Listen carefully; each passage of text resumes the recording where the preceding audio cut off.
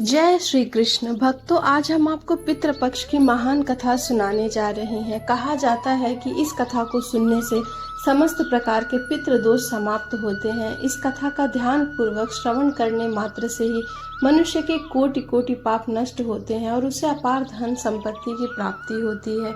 यह कथा भगवान श्री कृष्ण जी ने गरुड़ जी को सुनाई थी। इस कथा का आरंभ करने से पहले हम आपको बताते हैं कि एक समय की बात है जब पक्षीराज गरुड़ अपने मन में जिज्ञासा लिए भगवान श्री कृष्ण के पास आते हैं और उन्हें प्रणाम करके कहते हैं कि हे प्रभु, पितृपक्ष में पितरों की पूजा करने से कौन सा फल मिलता है। तब भगवान श्री कृष्ण कहते हैं कि हे गरुड़, तुमने आज उत्तम प्रश्न किया है। तुम्हारे इस प्रश्न में समस्त मानव जाति का कल्याण छुपा हुआ है। जो मनुष्य अपने पितरों को संतुष्ट करता है उसके समस्त दोष और दुख समाप्त होते हैं। पितरों की पूजा करने से मनुष्य को अपने पूर्वजों का आशीर्वाद प्राप्त होता है। इस विषय में एक अप्सरा और ऋषि की प्राचीन कथा कही जाती है। इस कथा को श्रवण करने से तुम्हारे सभी प्रश्नों के उत्तर मिल जाते हैं। इसलिए हे गरुड़, तुम इस कथा को ध्यान से सुनो। इस कथा को जो कोई भी सुनता है उसके समस्त प्रकार के पितृ दोष समाप्त होते हैं। तब श्री कृष्ण जी कथा का आरंभ करते हुए कहते हैं कि प्राचीन काल की बात है। रुचि नामक एक राजा थे जो संसार के माया को छोड़कर निर्भय होकर ब्रह्मचर्य का पालन करते हुए निरंकार भाव से पृथ्वी पर विचरण करने लगे।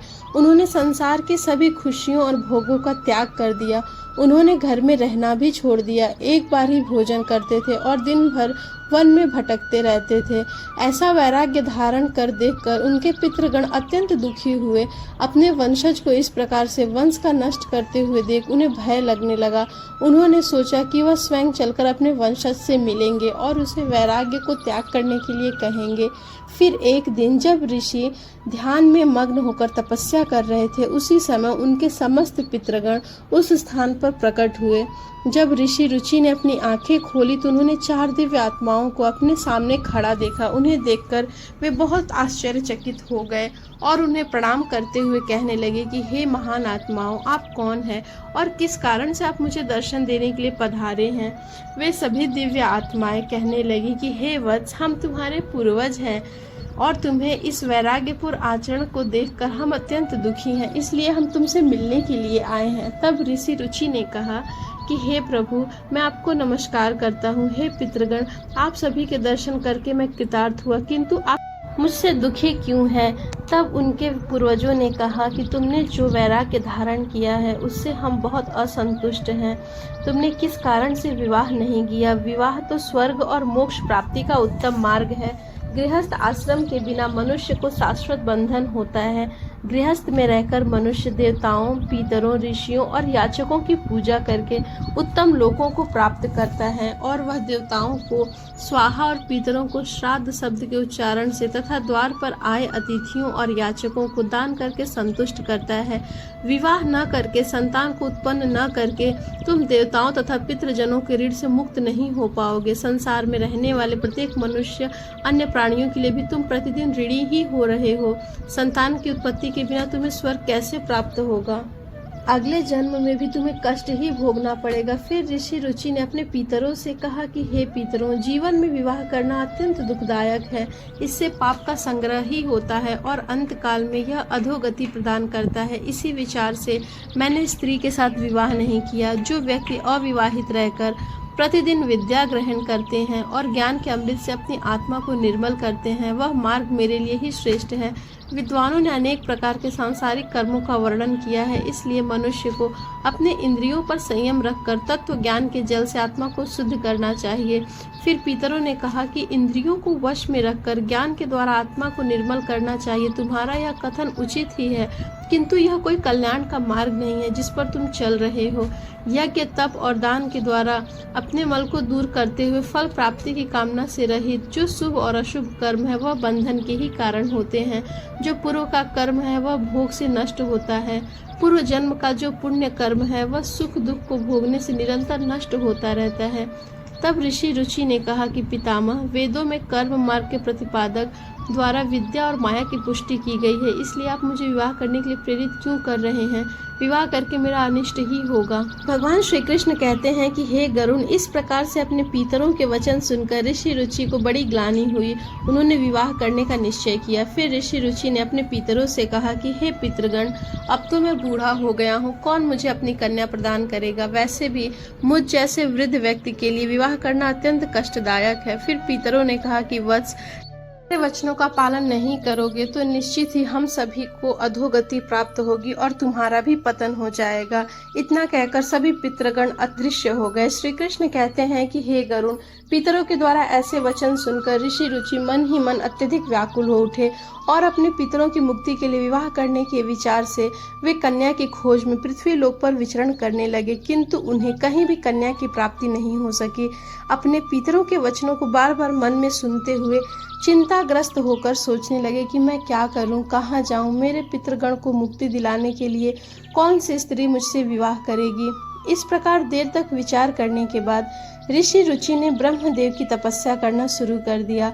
ऋषि रुचि ने 100 वर्षों तक एक घनघोर तपस्या की। तत्पश्चात जगत पिता ब्रह्मा ने उन्हें दर्शन दिया और कहा कि रुचि, मैं तुम्हारी तपस्या से अत्यंत प्रसन्न हूँ, तुम्हारी जो भी अभिलाषा है उसे प्रकट करो, मैं अवश्य ही पूर्ण करूँगा।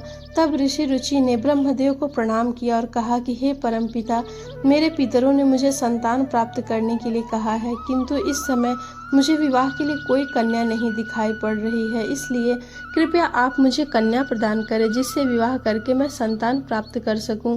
इस पर ब्रह्मदेव ने कहा कि हे विप्र, तुम संसार के प्रजापति हो जाओगे, तुम्हारे द्वारा राजा की सृष्टि होगी और तुम्हारे पितरों ने उचित ही कहा है, तुम्हें स्त्री से विवाह करना चाहिए। इस अभिलाषा को मन में रखते हुए तुम्हें पितरों की पूजा करना है, वह प्रसन्न होकर तुम्हें इस कामना को पूर्ण करेंगे और तुम्हें उत्तम स्त्री की प्राप्ति भी होगी। इस तरह कहकर ब्रह्मदेव वहां से अंतर्ध्यान हो गए। ब्रह्मा जी के वचनों को सुनकर ऋषि रुचि ने पुनः अपने पितरों को प्रसन्न करने का निश्चय किया। फिर ऋषि रुचि ने नदी के तट पर पहुंचकर एकांत में अपने पितरों का तर्पण किया। तत्पश्चात एकाग्रचित होकर वे भक्ति पूर्वक अपने पितरों की स्तुति करने लगे। श्री कृष्ण कहते हैं कि हे गरुण, ऋषि रुचि ने अपने पितरों के लिए जो स्तुति की उसे प्रत्येक मनुष्य को ध्यान से सुनना चाहिए। यह स्तुति सब दुख और दोषों को नष्ट करने वाली है। जो एक बार इस स्तुति को सुनता है उसके सारे पाप नष्ट हो जाते हैं। महात्मा रुचि इस प्रकार स्तुति करने लगे। उन्होंने कहा, जो आदि देवता के रूप में विद्यमान रहते हैं और जो श्राद्ध के अवसर पर देवताओं से भी स्वधा द्वारा तृप्त किए जाते हैं, उन सभी पितृगणों को मैं नमस्कार करता हूँ। स्वर्ग में अवस्थित महर्षिगण भक्ति मुक्ति की कामना से मानसिक श्रद्धा द्वारा जिन्हें भक्ति पूर्वक तृप्त करते हैं, उन सभी पितरों को मैं प्रणाम करता हूँ।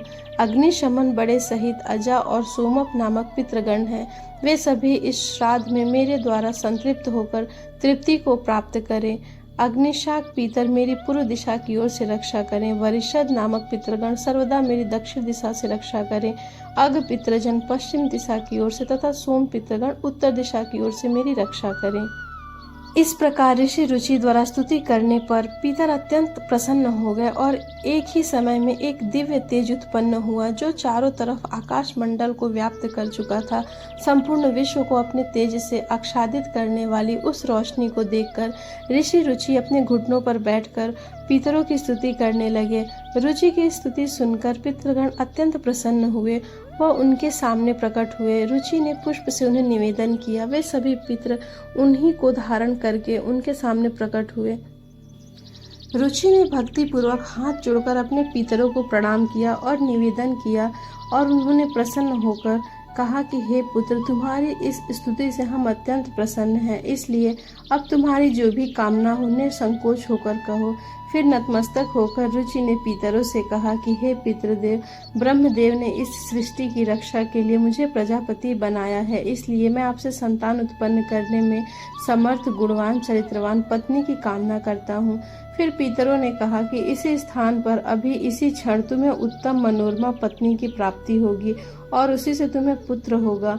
रुचि का पुत्र बुद्धिमान और बलशाली होकर तीनों लोकों में ख्याति प्राप्त करेगा। उसके भी अतिशय बलवान, महापराक्रमी, महात्मा और पृथ्वी का पालन करने वाले बहुत से पुत्र होंगे। इतना कहकर समस्त पितृगण ऋषि रुचि को आशीर्वाद देकर उस से अंतर्ध्यान हो गए। पितरों के अंतर्ध्यान होते ही पितरों की कृपा से उसी समय उस नदी के मध्य में ही रुचि के समीप प्रिय लगने वाली सुंदर श्रेष्ठ एक अप्सरा प्रकट हुई।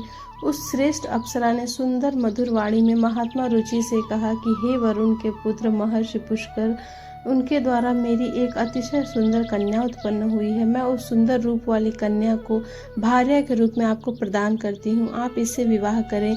इस कन्या से आपको अभिषेक बुद्धिमान मनु नाम का पुत्र होगा। फिर प्रजापति रुचि ने उस अप्सरा की कन्या से विवाह किया। श्री कृष्ण कहते हैं कि हे गरुण, इस प्रकार से ऋषि रुचि ने अपने पितरों को प्रसन्न करके विवाह के लिए कन्या प्राप्त की और अपने वंश को आगे बढ़ाया। कथा के अंत में भगवान श्री कृष्ण ने गरुण जी को पितरों को प्रसन्न करने के अनेक उपाय विस्तार से बताए। यह उपाय मनुष्य के जीवन में पितृ दोष को समाप्त करने और पितरों की कृपा प्राप्त करने के लिए अत्यंत आवश्यक माने जाते हैं। श्री कृष्ण ने गरुण जी से कहा कि पितरों को प्रसन्न करने के लिए कुछ विशेष अनुष्ठान, तर्पण और धार्मिक कार्यों का पालन करना अति आवश्यक है। तो आइए अब हम जानते हैं उन महत्वपूर्ण उपाय के बारे में। पितरों को प्रसन्न करने का सबसे पहले और मुख्य उपाय तर्पण है। तर्पण का अर्थ है जल अर्पण करना। पितृपक्ष के दौरान पवित्र जल को हाथ में लेकर पितरों का आह्वान करते हुए उन्हें जल अर्पण करना चाहिए। तर्पण में काले तिल, जल, दूध और कुश का उपयोग किया जाता है। यह कार्य पवित्र मन और श्रद्धा से करना चाहिए, जिससे पितृगण तृप्त होकर प्रसन्न होते हैं। तर्पण करते समय ओम पितृदेवाय नमः श्रद्धा मंत्र का उच्चारण करना चाहिए, जिससे पितृगण संतुष्ट होते हैं और आशीर्वाद देते हैं। श्री कृष्ण कहते हैं कि श्राद्ध कर्म पितरों की तृप्ति के लिए एक महत्वपूर्ण अनुष्ठान है। इसमें पितरों के निमित्त भोजन, फल और वस्त्र अर्पण किए जाते हैं। श्राद्ध कर्म करने वाले व्यक्ति को ब्राह्मणों को भोजन कराना चाहिए और उन्हें वस्त्र एवं दक्षिणा देकर आशीर्वाद लेना चाहिए।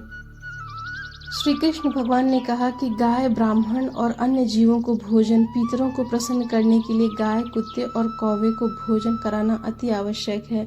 इन्हें भोजन अर्पण करने से पितृ तृप्त होते हैं और प्रसन्न होकर आशीर्वाद देते हैं। विशेष रूप से श्राद्ध के दिन गाय को हरी घास और रोटी खिलाना और कौवे को चावल व खीर खिलाना शुभ माना जाता है। इन कार्यों को करने से पितरों की कृपा प्राप्त होती है। श्री कृष्ण भगवान कहते हैं कि पीपल और तुलसी के वृक्ष की पूजा करना पितरों को प्रसन्न करने का महत्वपूर्ण उपाय है। पीपल का वृक्ष पितृगणों का निवास स्थान माना जाता है और तुलसी का पौधा देवी लक्ष्मी का प्रतीक है, जिससे श्राद्ध के दिन पीपल और तुलसी की पूजा करके पितरों को तृप्त किया जाता है। सुख, समृद्धि और आशीर्वाद देने के लिए दीप जलाना चाहिए तुलसी माता के वृक्ष के नीचे। भगवान श्री कृष्ण ने गरुण जी को बताया कि जो व्यक्ति पितृदोष से पीड़ित होता है उसे गया जी में या अन्य पवित्र स्थलों पर जाकर पिंडदान अवश्य करना चाहिए। पिंडदान करने से पितृ संतुष्ट होते हैं और मोक्ष को प्राप्त करते हैं और वंशजों को आशीर्वाद देते हैं। पिंडदान के समय काले तिल, कुश और चावल का उपयोग करके पितरों का अर्पण जरूर करना चाहिए। सर्व पितृ अमावस्या, यह दिन केवल एक अमावस्या नहीं बल्कि समस्त पितरों के श्राद्ध, कृतज्ञता और भक्ति का अद्वितीय अवसर है। पितृपक्ष के पूरे पखवाड़े में हम अपने पूर्वजों का स्मरण करते हैं, उन्हें तर्पण, जल और पिंडदान अर्पित करते हैं। परंतु जिनसे किसी कारणवश अपने पितरों की विशेष तिथि छूट जाती है, उनके लिए यह अमावस्या वरदान स्वरूप है। इस दिन पितृगण अपनी संपूर्ण तृप्ति के लिए धरती पर अवतरित होते हैं और श्राद्ध पूर्वक अर्पित किए गए जल, तिल, अन्न और श्रद्धा से संतुष्ट होकर अपने वंशजों को आशीर्वाद देकर लौटते हैं। यह तिथि केवल एक कर्मकांड नहीं बल्कि भक्ति का सेतु है, जो हमें अपने पितरों से जोड़ता है। शास्त्रों में कहा गया है कि पितृदेवो भव, अर्थात पितृ भी देवताओं के समान पूजनीय है, क्योंकि उन्हीं के कारण हमें यह देह, यह जीवन, यह वंश परंपरा प्राप्त हुई है।